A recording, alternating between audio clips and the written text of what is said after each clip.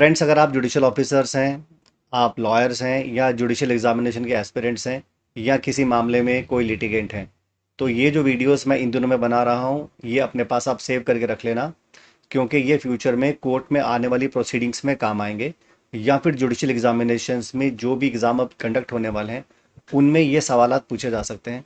So make sure इनका कोई compilation बना के अपने पास सेव कर लीजिए या कॉपी पे नोट डाउन कर लीजिए वो क्वेश्चंस को भी, और जो मैंने यहाँ पर जजमेंट को रेफर किया है उनको भी, क्योंकि इन्हीं सभी वेरियस क्वेश्चंस को एक प्रॉब्लम बेस्ड क्वेश्चंस या जजमेंट राइटिंग के रिलेशन में आपसे पूछा जा सकता है। सो आज का मेरा सवाल जो है आपसे है बहुत सिंपल सा है कि मान लीजिए कोर्ट ने किसी विटनेस को समन किया है as a court witness, meaning thereby वो प्रोसिक्यूशन का विटनेस नहीं है, वो डिफेंस का विटनेस भी नहीं है, वो कोर्ट का विटनेस है।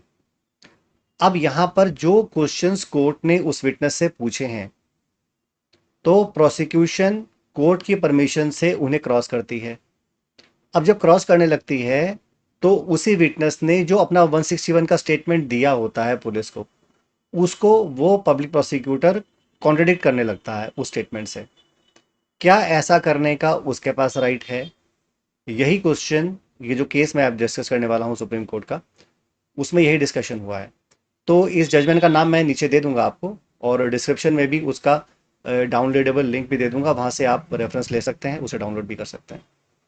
तो ऑनरेबल सुप्रीम कोर्ट ने यहाँ पर यह कहा कि ठीक है, हम किसी पर्सन को as a court witness court में बुलाते हैं और आपको अलाउ भी कर देते हैं एज अ डिफेंस लॉयर या एज अ प्रोसिक्यूटर कि आप उनसे कोई भी सवाल पूछना चाहते हैं, लेकिन ये क्वेश्चंस उससे रिलेटेड होने चाहिए जिनके बारे में कोर्ट ने क्वेश्चन किया था, पहली बात।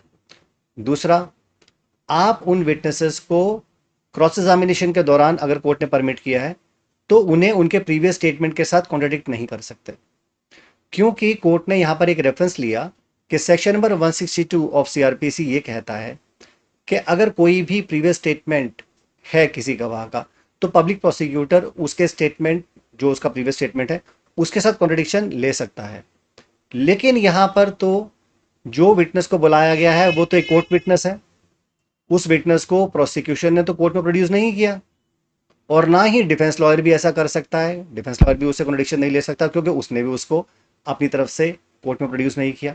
तो यानी कि चाहे डिफेंस लॉयर हो चाहे पब्लिक प्रोसिक्यूटर हो, वो इन पर्टिकुलर विटनेसेस को उनके प्रीवियस स्टेटमेंट के रिलेशन में क्रॉस एग्जामिनेशन नहीं कर सकते, सिर्फ कोर्ट कर सकती है। और कोर्ट भी इसलिए कर सकती है क्योंकि section number 165 of Indian evidence act में उनको ऑथराइज किया गया है कि वो कोई भी सवाल, चाहे वो रेलेवेंट हो चाहे वो इरेलेवेंट हो, वो सभी सवाल उन गवाहों से पूछ सकती है जो भी कोर्ट में मौजूद है। और चाहे इवन वो विटनेस ना भी हो तो भी कोर्ट में अगर कोई पर्सन प्रेजेंट है तो उससे ऐसे सवाल पूछे जा सकते हैं।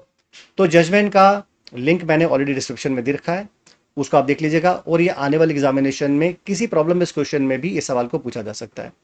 तो वो सभी लोग जो जुडिशरी की तैयारी कर रहे हैं, वो ऑनलाइन कोचिंग क्लास लेना चाहते हैं, तो वेबसाइट judicialcompetitiontimes.in विजिट करके वेरियस कोर्सेज को ज्वाइन कर सकते हैं।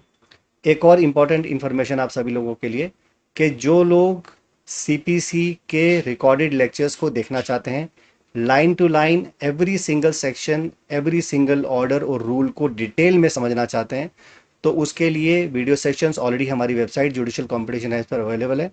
उनको सब्सक्राइब करके आप उन सभी वीडियोस को देख सकते हैं। सो मीन टाइम सेशन वहीं रोक लेते हैं। Thank you. जल्दी आपसे मुलाकात होगी एक नए क्वेश्चन के साथ। सो मीन टाइम इजाज़त दीजिएगा। Thank you so much.